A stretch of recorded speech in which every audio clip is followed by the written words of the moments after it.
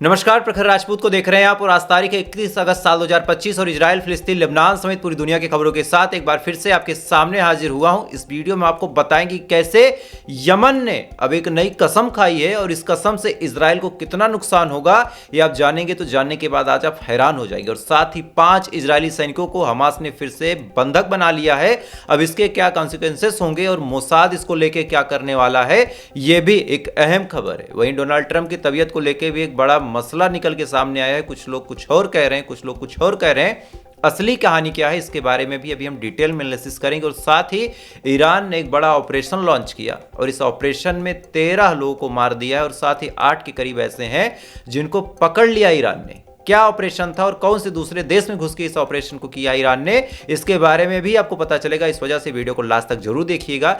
Channel पे नए हैं तो वीडियो को लाइक करके चैनल को सब्सक्राइब करके अपना प्यार दे दें। और साथ ही इजराइल और फिलिस्तीन की इस जंग में आप किसके साथ खड़े हैं, इजराइल के साथ या फिलिस्तीन के साथ, एक बार कमेंट करके जरूर बता दें। अच्छा, बहुत सारे लोगों से जब मैं कहता हूं कि भाई कमेंट करो, दुआएं असर करती हैं, तो बहुत सारे भाई मेरे कमेंट करते हैं कि भाई अगर दुआएं असर करती तो गजा आज़ाद होता।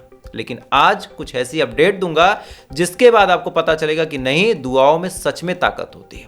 खैर, आप दुआ करते रहे। तब तक पहली खबर मैं आपको बताता हूं और पहली खबर यमन से निकल के सामने आ रही है कि यमन ने अब एक्सेप्ट कर लिया है कि उनके प्राइम मिनिस्टर को मारने का काम और साथ ही तमाम बड़े बड़े मंत्रियों को मारने का काम इजराइल ने कर दिया है। यानी जिसके बारे में यमन ने चुप्पी साध रखी थी, हूतीज ग्रुप ने चुप्पी साध रखी थी, अब उस चीज पे एक्सेप्टेंस की मोहर लगा दी है और मान लिया कि हाँ, हमारे प्राइम मिनिस्टर को मारा है और साथ ही कसम भी खाई है। कायदे से देखा जाए तो 2 कसम खाई है यमन ने। पहला कि हम बदला जरूर लेंगे और दूसरा और सबसे इंपॉर्टेंट कि कुछ भी हो जाए, हमारे किसी भी आदमी को मारने का काम इजराइल कर ले, हम गजा के साथ कंधे से कंधा मिला के खड़े हैं और गजा के लिए यूं ही लड़ाई लड़ते रहेंगे।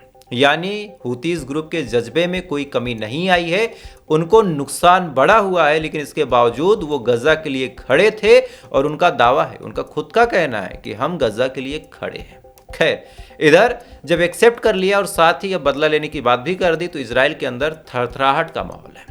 इजराइल को पता है कि अब उधर से भी बड़े हमले देखने को मिलेंगे। पहले जो इक्की दुक्की मिसाइलें आती थी, अब शायद मिसाइलों का जखीरा आएगा। इसको लेके भी इजराइल ने अपनी तैयारियां शुरू कर दी। और इधर अब हमास ने बड़ा ऐलान कर दिया है। हमास ने बड़े साफ शब्दों में कहा कि इजराइल का ये जो रवैया है, इस रवैये से गजा में बहुत सारे लोग मारे गए। शुरुआत में हमने कोशिश की कि ये लोग रुक जाएं, लेकिन इजरायली रुकने वाले नहीं है। इस वजह से अब इन्होंने बड़ा ऐलान किया। पहला बड़ा ऐलान किया है कि हम क्यों किसी बंधक की जान बचाएं। यानी जिन इजरायलियों की जान बचाने के लिए उनको सुरक्षित जगह रखने का काम हमास करता था, अब नया फरमान जारी किया और कहा है कि जहां हम रहेंगे वहीं बंधक रहेंगे। हमला होगा, हम मरेंगे, बंधक भी मरेंगे। ऐसा नहीं है कि हम बंधकों की जान बचाएं और इजराइल उल्टे हमको ही मार दे। तो अब हम जहां रहेंगे बंधक भी वहीं रहेंगे और इजराइल हमला करेगा तो जिंदगी और मौत की जिम्मेदारी केवल और केवल इजराइल की होगी। और इसी के साथ अबू उबैदा ने बड़ा ऐलान भी किया, जो हमास के आर्मी विंग के स्पोक पर्सन है। उन्होंने कहा कि अब अगर हमारे ऊपर हमला करने की कोशिश की गई या फिर मारने की कोशिश की गई हमें, तो जो भी सैनिक आएगा उसका अंजाम बड़ा बुरा होगा। ये तमाम चीजें 12-14 घंटे पहले अबू उबैदा ने बोली ही थी कि आज फिर अपडेट निकल के सामने आई। कायदे से ये अपडेट कल रात में ही थी, लेकिन कुछ तस्वीरें क्लियर नहीं थी, इस वजह से मैंने आपको नहीं बताया। लेकिन अब तस्वीरें क्लियर हैं, इस वजह से आपको बता रहा हूं कि 5 के करीब इजरायली सैनिक ऐसे हैं जिनको फिर से हमास ने किडनैप कर लिया। यानी वही 7 अक्टूबर वाली तारीख जो 2023 में हमास ने रची थी, सेम चीज को फिर से दोहरा दिया गया है और 5 इजरायली सैनिकों को पकड़ लिया है, उनको बंधक बना लिया है। दरअसल गजा के एक हिस्से में नाल ब्रिगेड के साथ जो अलकसम ब्रिगेड है उसकी मुठभेड़ होती है। दोनों एक दूसरे को मारने की कोशिश करते हैं, लेकिन इस दौरान इजरायली आर्मी का पल्ला कमजोर पड़ जाता है, जो रेजिस्टेंस फोर्सेज हैं उनका पल्ला भारी पड़ जाता है और इसी में 5 सैनिकों को बंधक बना लिया गया। शुरुआत में इनकी तस्वीरें नहीं क्लियर थी, इस वजह से मैंने आपको कल रात में नहीं बताया, लेकिन अब तस्वीरें क्लियर हैं। यही स्क्रीन पर जो आपको 5 सैनिक दिख रहे हैं, इन्हीं को बंधक बनाया गया है और अब इनको लेके भी इजरायली आर्मी संघर्ष करेगी। यानी छुड़ाने आए थे 5 को, यानी 50 को, और अब छुड़ाते छुड़ाते तादाद 55 की हो गई। मतलब देखा जाए तो जीता कौन भाई? इतना मारकाट तुमने किया किस लिए? उन 50 लोगों के लिए। इतना मार काट मचा के पता चला कि उनकी तादाद घटने के अलावा बढ़ गई, 55 हो गई। अब इनके लिए भी तुम परेशान रहो। और इसी चीज को मोसाद, आर्मी चीफ, ये तमाम चीज बड़ी गंभीरता से ले रहे हैं।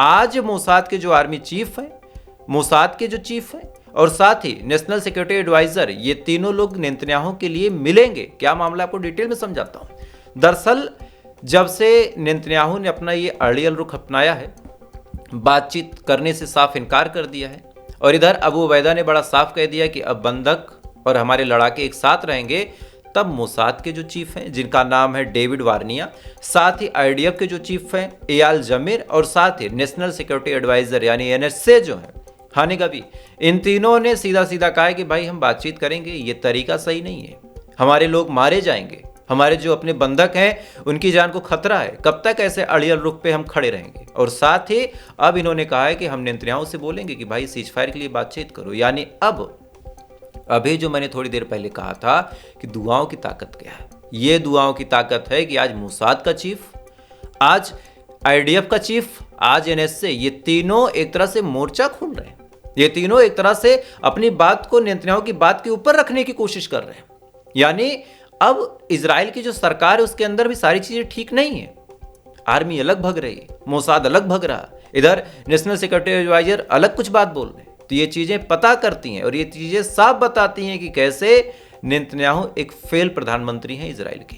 शुरुआत में सब में बड़ा जोश था, लेकिन अब धीरे धीरे सब नेतन्याहू का असली चेहरा पहचान रहे हैं। खैर, अगली खबर का रुख करते हैं। अगली खबर निकल के सामने आ रही ईरान से। दोस्तों, ईरान ने एक ऑपरेशन लॉन्च किया और ये ऑपरेशन काफी जरूरी भी था। दरअसल ईरान के अंदर लगातार ब्लास्ट हो रहे थे, कभी किसी और जगह पे, कभी तेहरान के आसपास, कभी किसी गैस रिफाइनरी में। अच्छा, ब्लास्ट जो हो रहे थे इतने सही जगहों पे हो रहे थे कि ईरान को कभी डाउट ही नहीं हुआ। ईरान को लगा कि ये हमारे गैसों में कुछ लीकेज है, कहीं आग वाग लग गई होगी, शुष्क माहौल है, इस वजह से ब्लास्ट हो गया। लेकिन जब जांच पड़ताल हुई और लगातार ये ब्लास्ट का सिलसिला जब बढ़ता चला गया, तब ईरान को लगा कि नहीं भाई, मामला गड़बड़ है। ईरान ने ऑपरेशन लॉन्च किया कि ऐसे लोग जो ईरान के लिए खतरा है, थोड़ा सा उनसे निपटते हैं। फिर क्या, इस ऑपरेशन में सबसे पहले 8 लोग ऐसे थे जिनको गिरफ्तार किया गया। जांच पड़ताल की गई तो पता चला ये 8 ऐसे थे जो इजराइल के साथ मिलकर ईरान के अंदर जासूसी करते थे और इन्हीं का हाथ था उन ब्लास्ट में। तो पहला सबसे बड़ा ऑपरेशन ये लॉन्च किया कि जितने लोग जासूसी कर रहे थे, यानी देश के अंदर जो गद्दार छुपे थे, उनको ढूंढने का काम ईरान कर रहा। और जाहिर सी बात है, जब तक अपने अंदर के गद्दारों को आप खत्म नहीं करेंगे, आप कोई भी जंग नहीं जीत सकते। ये मुखबिर बड़े बड़े जंगों को हरा देते हैं, ये बात आप याद रखिएगा। हसन नसरल्ला, याह्या सिनवार और इधर यमन के पीएम, इन सबको किसी अंदर के खुफिया जासूस ने गद्दारी करके मरवाया, ये बात आप मत भूलिएगा। खैर, इधर पकड़ने का काम किया ईरान ने अपने यहाँ 8 लोगों को जो जासूसी कर रहे थे, और साथ ही पाकिस्तान के बलूचिस्तान में घुस के 13 लोगों को मारा है। इस ऑपरेशन को दबा दिया गया पाकिस्तान द्वारा। ज्यादा खबरें बाहर नहीं आई, लेकिन रिपोर्ट से दावा कर रही हैं कि बलूचिस्तान में 13 आतंकवादियों को मारने का काम ईरान ने किया, और साथ ही एक जगह लगती सिस्तान, वहां पे भी रेड की, वहां पे भी एयर स्ट्राइक और अटैक किए हैं, और वहां पे भी कुछ आतंकवादियों को मारने का काम ईरान ने किया। ईरान लगातार अब अपनी सिक्योरिटी को लेके मुस्तैदी के साथ तैयार और तैनात है। जो भी देश ईरान की सिक्योरिटी के लिए खतरा बनने की कोशिश कर रहे हैं, जो भी संगठन खतरा बनने की कोशिश कर रहे हैं, ईरान अब रिस्क नहीं ले रहा, क्योंकि इसको पता है कि अंदर के गद्दार बड़ी बड़ी जंगों को हरा देते हैं। खैर, अगली खबर का रुख करते हैं, और अगली खबर फिर ईरान से निकल के सामने आ रही है। एक सर्वे हुआ और एक न्यूज जो अब जाके पब्लिश हुई है, ये न्यूज अगर शायद ईरान के हाथ पहले लग गई होती तो ईरान में इतने बड़े नुकसान ना होते। टाइम्स ऑफ इजराइल की आपको रिपोर्ट बता रहा हूं। टाइम्स ऑफ इजराइल में ये न्यूज छपी है कि चाहे जितने बड़े IRGC के कमांडर मारे गए, चाहे जितने साइंटिस्ट मारे गए, ईरान के उन तमाम बड़े बड़े दिग्गजों को जब मारा गया तो एक चर्चा का विषय था कि भाई मारा कैसे, कैसे मार दिया कासिम सुलेमानी को, कैसे मार दिया इस्माइल हानिया को, कैसे। ये तमाम सवाल तैर ही रहे थे दिमाग में। अब इसका जवाब आया। दरअसल आदमी अपनी सुरक्षा का तो ध्यान रखता है, आदमी ये सोचता है कि भाई हमसे कोई गलती ना हो। इन तमाम लोगों ने मोबाइल फोन यूज करना बंद कर दिया, अपने सर्विलांस यूज करने बंद कर दिए, तमाम सोशल मीडिया से दूरी बना ली, लेकिन इनके जो बॉडीगार्ड थे उन्होंने ये गलती कर दी। हुआ क्या, अब आपको बताता हूं। जितने भी ईरान के सीनियर लीडर मारे गए, उनके बॉडीगार्ड्स के फोन और उनके घर के फोन को हैक कर लिया। हैक करने के बाद क्या हुआ कि बॉडीगार्ड को तो रोक दिया गया कि भाई तुम जब काम करना होगा तो फ़ोन लेके नहीं आओगे। बॉडीगार्ड ने अपना फ़ोन घर रख दिया। लेकिन आप सोचिए, आप बॉडीगार्ड हैं किसी भी नेता के, आपकी बीवी आपसे पूछेगी कल कहाँ जाना है, आपने अपने मुंह से बोल दिया, और इधर आपकी बीवी का जो फ़ोन है वो हैक है, उसका जो माइक्रोफोन है जिससे हम बात करते हैं, उसका जो स्पीकर है वो, उसकी जो डिस्प्ले, उसका जो कैमरा है, इन तमाम चीज़ों का एक्सेस कहीं और है। उस फोन के जरिए वो बातें सुन रहा कि भाई बॉडीगार्ड क्या बता रहा। बॉडीगार्ड ने बताया कि आज इस जगह पे जाना है।